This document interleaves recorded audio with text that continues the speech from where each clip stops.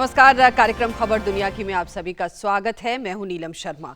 दुनिया भर से अंतर्राष्ट्रीय जगत की हलचल से जुड़ी तमाम अहम खबरें लेकर हम हाजिर हैं। अगले आधे घंटे में हम बात करेंगे विश्व भर में सुर्खियां बटोर रही राजनीतिक गहमा गहमी की, कूटनीतिक दाव पेचों की, सामाजिक उथल पुथल की। लेकिन सबसे पहले शुरुआत करेंगे बड़ी खबरों के साथ। इराक के मोसुल को आईएस से मुक्त कराने के लिए निर्णायक सैन्य कार्रवाई जारी, कई इलाके हुए आजाद। खुद को बचाने के लिए आतंकियों ने सल्फर संयंत्र को लगाई आग। अमेरिका के खिलाफ कूटनीतिक लड़ाई में चीन ने हासिल की बड़ी सफलता। पुराने सहयोगी फिलीपींस ने तोड़ा अमेरिका से नाता। पुराने विवादों को दरकिनार कर अब चीन के पाले में फिलीपींस। अंतिम प्रेसिडेंशियल डिबेट में रूस, यौन शोषण, इराक, इमिग्रेशन पर भिड़े ट्रंप हिलेरी। दोनों ने एक दूसरे पर फिर किए व्यक्तिगत हमले। दक्षिण अफ्रीका ने अंतर्राष्ट्रीय अपराध न्यायालय को छोड़ने का किया फैसला। सरकार जल्द पेश करेगी संसद में विधेयक। विपक्ष ने फैसले को बताया असंवैधानिक और अतार्किक। मिस्र की एक अदालत ने हिंसा भड़काने के जुर्म में पूर्व राष्ट्रपति मोहम्मद मुर्सी को सुनाई 20 साल की सजा। मुर्सी के खिलाफ किसी मुकदमे में यह है पहला अंतिम फैसला। तो आइए शुरुआत करें एशिया से, जहां इराक के मोसुल को आईएस के चंगुल से मुक्त कराने का सैन्य अभियान तेजी से आगे बढ़ रहा है। इराक में अपने अंतिम गढ़ मोसुल में चौतरफा घिर चुका आतंकी आईएस बौखला गया है। उसने जवाब में कुर्दों के नियंत्रण वाले किरकुक शहर पर हमला बोल दिया। कई गांव अब तक आजाद कराए जा चुके हैं। बच्चों और महिलाओं को ढाल बनाकर भागने की कोशिश में लगे आईएस लड़ाकों ने कई लोगों को मार दिया है। खुद को बचाने के लिए आतंकियों ने एक सल्फर संयंत्र को आग के हवाले कर दिया। इससे जहरीला धुआं निकल रहा है। अब तक हजारों लोग मोसुल से पलायन कर चुके हैं। उन्हें राहत सामग्री पहुंचाई जा रही है। गृह युद्ध की आग में झुलस रहे सीरिया में रूस द्वारा किए गए हवाई हमलों ने अलेप्पो को घायल कर दिया है। लाखों लोगों को तत्काल मदद की जरूरत है।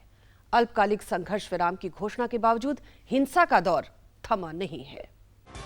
सीरिया के अलेप्पो में हवाई हमले को युद्ध अपराध करार देते हुए संयुक्त राष्ट्र ने इसकी जांच कराने की घोषणा की है। विद्रोहियों के प्रभाव वाले पूर्वी अलेप्पो में सीरिया और रूस के हवाई हमलों में हाल में 100 बच्चों सहित करीब 500 लोग मारे गए हैं। लाखों लोगों को तत्काल मदद की जरूरत है। फंसे हुए लोगों और विद्रोहियों को सुरक्षित बाहर निकालने का रास्ता देने के लिए रूस ने पिछले कई दिनों से अल्पकालिक संघर्ष विराम की घोषणा की थी। इसके बावजूद हिंसा का दौर थमा नहीं है। नागरिकों पर सुनियोजित हमला युद्ध अपराध के दायरे में आता है। अब तक घायलों और बीमारों को चिकित्सकीय सुविधा मुहैया नहीं कराई जा सकी है।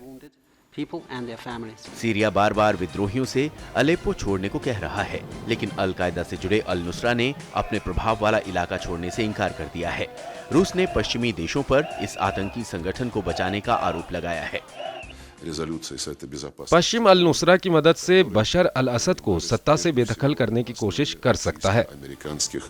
सीरिया के मुद्दे पर रूस द्वारा वीटो का इस्तेमाल किए जाने के बाद यूएन में आए 2 प्रस्ताव गिर गए थे। दरअसल रूस बशर सरकार का समर्थन करता रहा है, वहीं अमेरिका इस सरकार के खिलाफ विद्रोही गुटों का साथ देता रहा है। रूस द्वारा की जा रही बमबारी पर यूरोपीय संघ ने भी चिंता व्यक्त करते हुए रूस के खिलाफ प्रतिबंध लगाने की धमकी दी है। संयुक्त राष्ट्र की पहल पर ब्रिटेन, अमेरिका, ऑस्ट्रेलिया सहित 20 देशों ने संयुक्त पहल शुरू की है। यमन के लिए संयुक्त राष्ट्र के विशेष दूत ने अरब देश में विभिन्न संबद्ध पक्षों से अस्थायी संघर्ष विराम को कम से कम अगले 72 घंटे तक और बढ़ाने का अनुरोध किया है। मौजूदा 72 घंटे वाली युद्ध विराम संधि स्थानीय समय के हिसाब से कल रात 11:59 पर समाप्त हो गई। अभी तक इस बात की जानकारी नहीं है कि सभी पक्ष संघर्ष विराम को आगे बढ़ाने के लिए राजी हुए हैं या नहीं। सऊदी अरब के एक राजकुमार को हत्या के मामले में मौत की सजा दे दी गई। सऊदी अरब में शाही परिवार के सदस्यों को ऐसी सजा कम ही दी जाती है। इस सजा को देश में समानता की प्रतीक के तौर पर देखा जा रहा है। माना जा रहा है कि ये फैसला सऊदी शाही परिवार पर जनता के भरोसे को मजबूत करेगा। वही हुआ जिसका डर था। आखिर चीन ने फिलीपींस को अमेरिका से अलग कर ही डाला। फिलीपींस के राष्ट्रपति रोड्रिगो दुर्तेते ने गुरुवार को अमेरिका से रिश्ते तोड़ने की घोषणा कर डाली। फिलीपींस से करीबी के कारण दक्षिण चीन सागर में भी चीन को एक बड़ी राहत मिली है। अमेरिका के खिलाफ कूटनीतिक लड़ाई में एक बड़ी जीत हासिल करते हुए चीन अमेरिका के पुराने सहयोगी फिलीपींस को अपने पाले में लाने में सफल हो गया है। चीन की यात्रा पर पहुंचे फिलीपींस के राष्ट्रपति रोड्रिगो दुर्तेते ने गुरुवार को अमेरिका से रिश्ते तोड़ने की घोषणा कर दी। सिर्फ यही नहीं, दोनों देशों के बीच दक्षिण चीन सागर पर मतभेदों को दूर करने की सहमति भी बन गई है। इस दौरान चीन और फिलीपींस के बीच 13 समझौते भी हुए। चीन के उप प्रधानमंत्री चिनफिंग ने फिलीपींस को सगा भाई बताते हुए दुर्तेते की यात्रा को मील का पत्थर बताया। साथ ही रिश्तों में कड़वाहट दूर होने की उम्मीद जताई। वहीं दुर्तेते ने कहा कि रिश्तों में बेहतरी से दोनों देशों को फायदा होगा। अमेरिका अब खो चुका है। मैं पुतिन के पास जा सकता हूं और कहूंगा अब हम 3 हैं।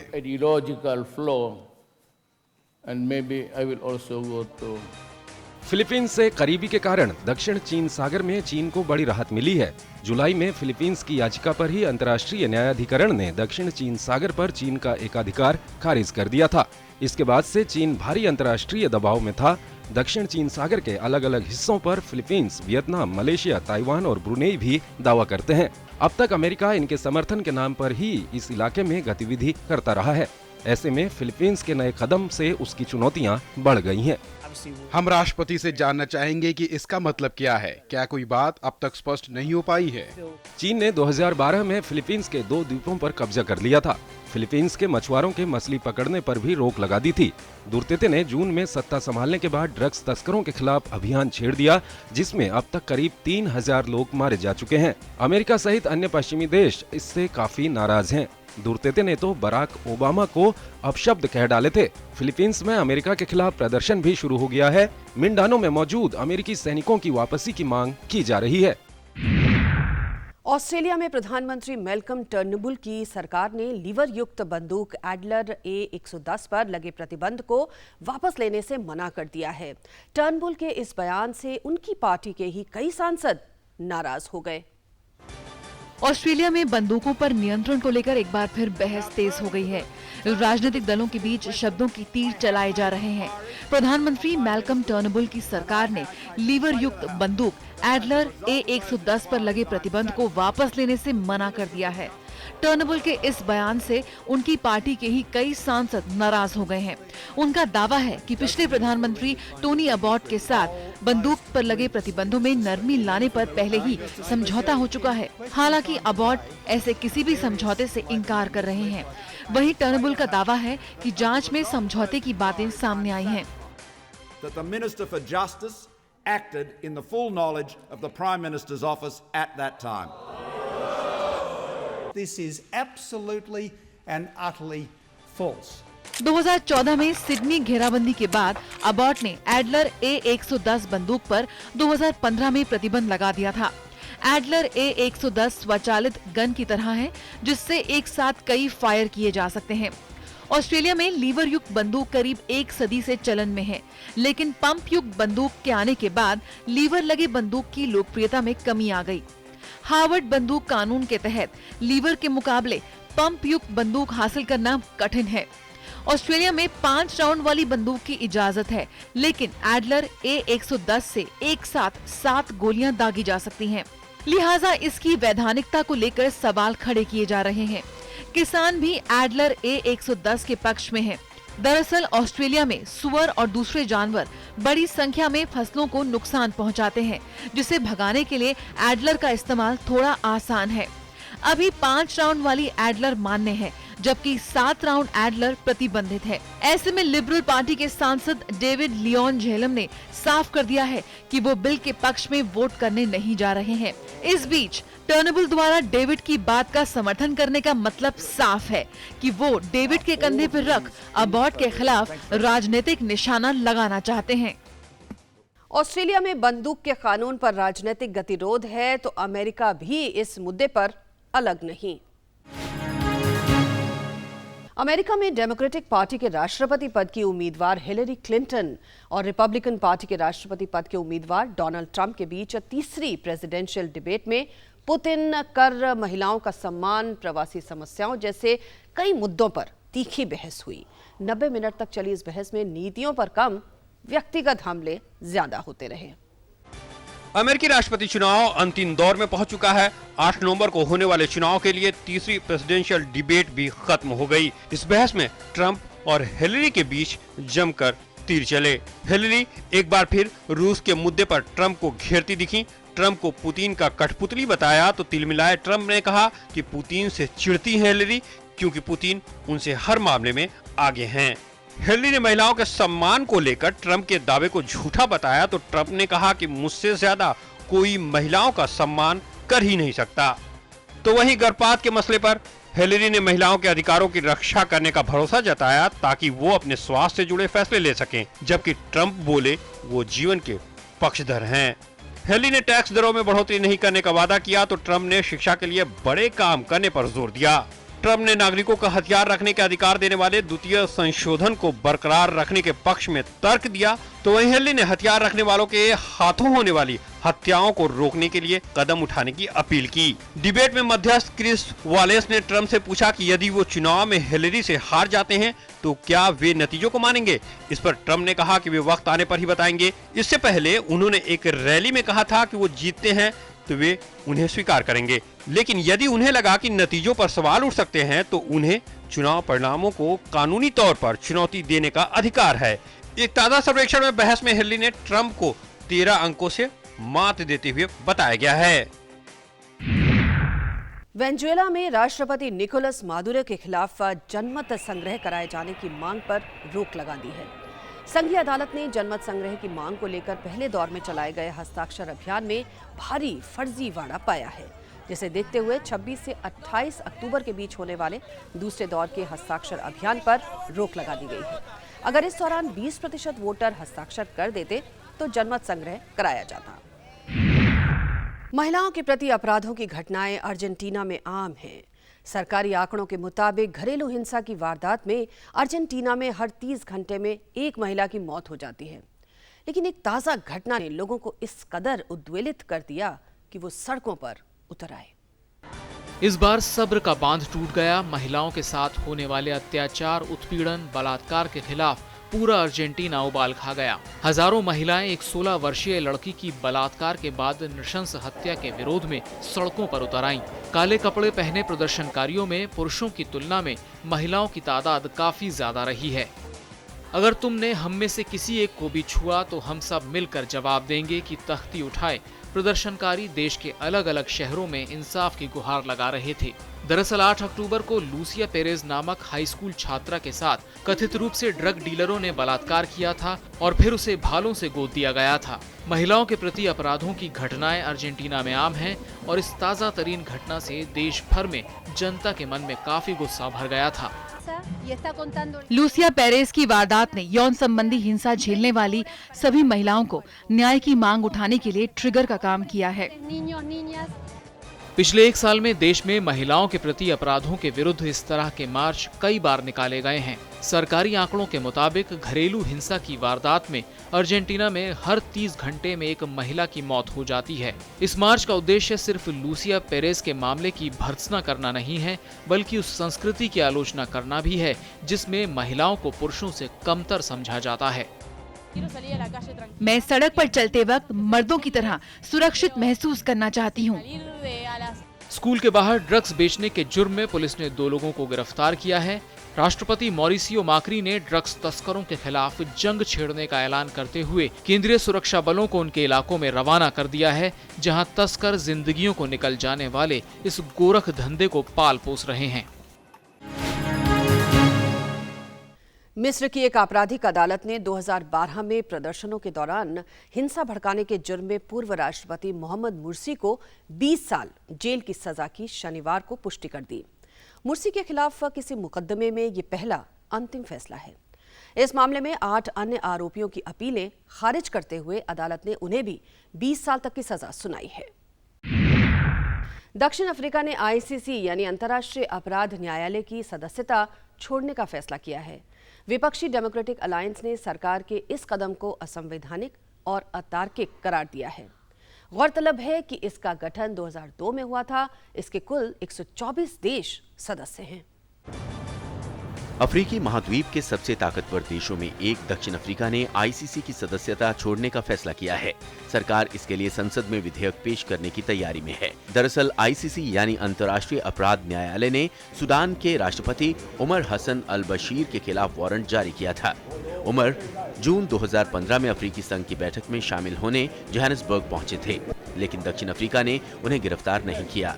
तो आईसीसी समेत दूसरे अंतर्राष्ट्रीय समुदाय ने इसकी कड़ी आलोचना की थी। दक्षिण अफ्रीका ने आईसीसी से अलग होने का मन तो तभी बना लिया था, तैयारी अब शुरू की है। विधेयक का मसौदा तैयार किया जा रहा है। इस व्यवस्था का देश के कूटनीतिक छूट एवं विशेषाधिकार कानून के साथ टकराव हो रहा है। इस बाबत यूएन को 19 अक्टूबर को नोटिस भेजा गया है। संयुक्त राष्ट्र की तरफ से इसकी पुष्टि भी की जा चुकी है। औपचारिक सूचना मिलने के बाद आईसीसी से अलग होने की प्रक्रिया तकरीबन 1 साल तक चलेगी। हाँ, मैं पत्र प्राप्त होने की पुष्टि करता हूँ और ये कानूनी मामलों के विभाग में विचाराधीन है। विपक्षी डेमोक्रेट अलायंस ने सरकार के इस कदम को संवैधानिक और अतार्किक करार दिया है। बुरुंडी और केन्या भी आईसीसी से निकलने को तैयार हैं। बुरुंडी की संसद इस संबंध में प्रस्ताव भी पारित कर चुकी है।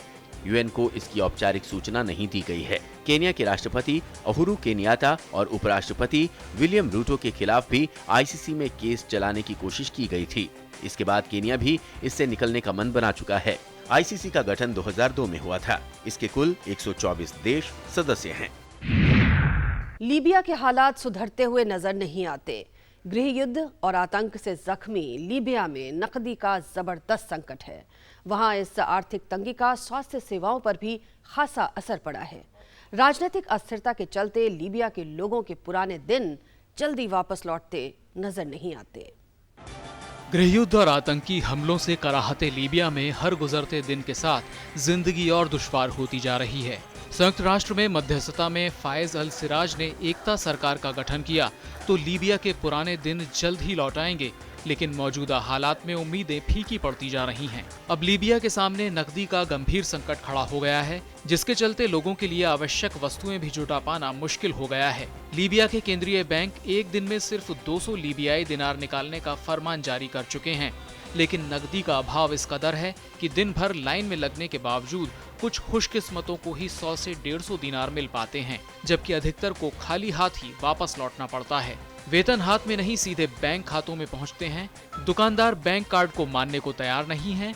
ऐसे में वेतन बैंक खातों की सिर्फ शोभा बनकर रह गए हैं, जिसे देख तो सकते हैं लेकिन निकाल नहीं सकते।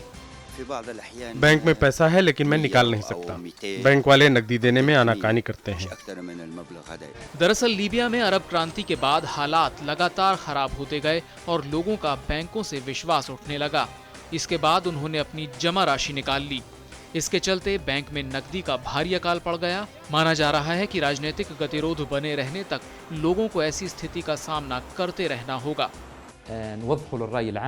ये आगे भी जारी रहेगा जब तक कि कच्चे तेल का निर्यात वापस पुरानी दर पर नहीं पहुंच जाता। इस आर्थिक तंगी का स्वास्थ्य सेवाओं पर भी असर पड़ रहा है। त्रिपोली का एकमात्र ट्रॉमा सेंटर समेत दूसरे अस्पतालों की हालत बेहद खस्ता है।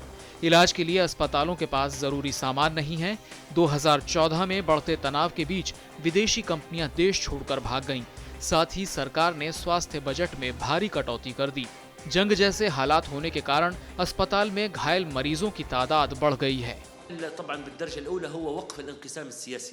इस वक्त हमारी क्षमता सिर्फ 25% रह गई है और ये हर दिन के साथ घटती जाएगी। बहरहाल लगता नहीं कि लीबिया के लोगों के पुराने दिन जल्दी वापस लौटेंगे। राजनीतिक अस्थिरता में फिलहाल किसी सुधार की उम्मीद बेहद कम दिखाई दे रही है। नकदी की कमी से स्थिति नाजुक हो गई है तो उधर ईयू और कनाडा के बीच व्यापार समझौते को लेकर रिश्ते नाजुक होते दिख रहे हैं। कनाडा और यूरोपीय संघ के बीच लंबित व्यापार समझौता रद्द होने के कगार पर पहुंच गया है। बेल्जियाई क्षेत्र समझौते के संशोधित प्रस्ताव को मानने से इनकार कर दिया है। अगले हफ्ते होने वाले समझौते पर हस्ताक्षर से पहले कनाडा ने कहा कि ईयू समझौता करने के लायक नहीं है। समझौते पर 2009 से बातचीत चल रही थी।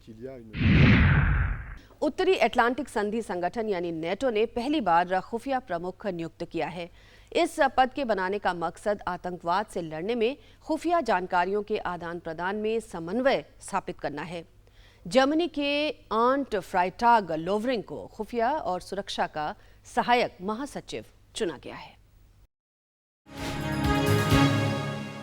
धार्मिक दृष्टि से यरूशलेम यहूदियों, मुसलमानों और ईसाइयों तीनों के लिए अत्यंत महत्वपूर्ण है। लेकिन हाल ही में यूनेस्को की कार्यकारी बोर्ड ने एक विवादित प्रस्ताव को पारित किया, जिसमें यरूशलेम में मौजूद ऐतिहासिक अल अक्सा मस्जिद पर यहूदियों के दावे को खारिज किया गया है। संयुक्त राष्ट्र की सांस्कृतिक शाखा यूनेस्को की कार्यकारी बोर्ड ने एक विवादित प्रस्ताव को पारित करते हुए यरूशलेम में मौजूद ऐतिहासिक अल अक्सा मस्जिद पर यहूदियों के दावे को खारिज कर दिया है। प्रस्ताव में कहा गया है कि यहूदियों का इससे कोई ऐतिहासिक संबंध नहीं है। नाराज इजराइल ने यूनेस्को से अपने सारे संबंध तोड़ते हुए इसे अनर्गल का थिएटर बताया है, जबकि फलस्तीन ने प्रस्ताव का स्वागत किया है। यूनेस्को सिर्फ बेतुकी बातें कर रहा है, जिसने आज एक बार फिर से गलत फैसला लिया है, जो कहता है कि इजराइल का अल अक्सा और पश्चिमी दीवार से कोई संबंध नहीं है। मुझे लगता है कि इजराइल के लोगों के लिए ये मतदान कड़ा संदेश है। धार्मिक दृष्टि से यरूशलेम यहूदियों, मुसलमानों और ईसाइयों तीनों के लिए अत्यंत महत्वपूर्ण है। यहूदियों का पूजा स्थल टेम्पल माउंट पूर्व यरूशलेम में यहीं स्थित है। यहीं पर पश्चिमी वेलिंग वॉल है। कहा जाता है कि यहूदियों का पूजा स्थल टेम्पल माउंट वेलिंग वॉल पर ही खड़ा था। यहूदियों की धार्मिक मान्यता के अनुसार ये एक मोक्ष स्थल है, लिहाजा इसे छोड़ना एक तरह से मुक्ति के अधिकार को छोड़ने जैसा है। इसी दीवार से लगा 35 एकड़ में फैला हरम अल शरीफ है। मुसलमान इसे अपना तीसरा सबसे पवित्र स्थान मानते हैं। इसी स्थल पर गुम्बद-ए सखरा और अल अक्सा मस्जिद मौजूद है। मान्यता है पैगंबर मोहम्मद इसी स्थान पर मेराज यानी खुदा से मिलने आए थे। हरम अल शरीफ पर कहने को फलस्तीनी नियंत्रण है। यहूदियों को यहाँ पूजा की छूट है, पर मुसलमानों को यहाँ प्रवेश की सीमित अनुमति है। यरूशलेम में ही ईसाइयों के भी अनेक धार्मिक स्थल मौजूद हैं। यहाँ एक चर्च है और माना जाता है कि यहीं ईसा मसीह पुनर्जीवित हुए थे। धार्मिक महत्व को देखते हुए यरूशलेम को विशेष अंतर्राष्ट्रीय दर्जा प्रदान करने की बात कही जाती रही है, लेकिन इजराइल इसके लिए तैयार नहीं है। यूनेस्को ने प्रस्ताव जरूर पारित कर दिए हैं, लेकिन लगता नहीं कि इससे यरूशलेम के चरित्र बदलने के इजरायली प्रयास में कोई कमी आएगी। खबर दुनिया के कार्यक्रम के आज के अंक में बस इतना ही। आप अपने सुझाव और प्रतिक्रियाएं हमें ईमेल कर सकते हैं। हमारा ईमेल आईडी है khabarduniaki@gmail.com। और चलते चलते हम आपको छोड़ जाते हैं चीन में आयोजित विश्व रोबोट सम्मेलन के कुछ रोचक दृश्यों के साथ। हमारी पूरी टीम को इजाजत दीजिए। नमस्कार।